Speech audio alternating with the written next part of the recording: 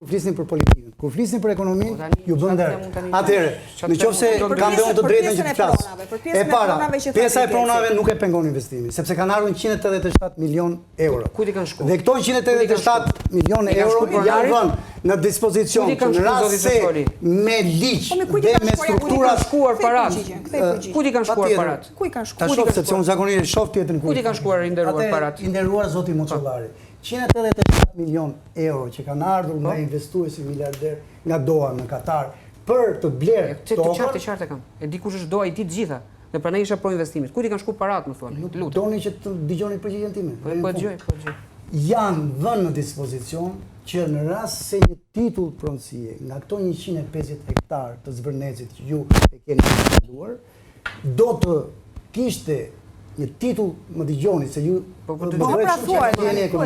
se në disa fjalë që do përdor ju do më kuptoni shumë mirë, shpresoj të paktën. Pa folur për pjesën e politikanëve që profesoni. Pra, nëse këto 187 milion euro do të ndahen 20, 30, 35, nuk ka rëndësi, titull definitiv. Pra, me një vendim të formës së prerë të gjykatës. Këtu ju kërkojnë ndjes, jam larguar nga ekonomisti po bëj juristi.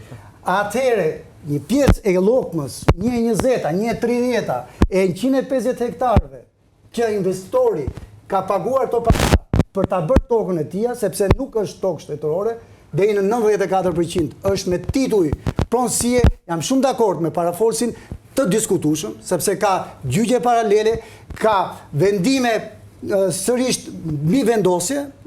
Pra, në momentin kur një mbi vendosje zgjidhet juridikisht në rrugë gjyqësore dhe del vendimi i formës së prerë që edhe zotëria në mënyrën e mimikës se si foli më duket se është dakord me këtë logjik, atëherë do jepen 15 milion euro, do jepen 20 milion euro nga ky total i 187 milion euro. Brun tani të kalojmë së bashku, sepse të kërkoj shumë ndjes edhe unë për shkak të pasionit që kishte zotëria, por edhe duke dashur të kërkoj të vërtetën, po ti e di, jo unë fola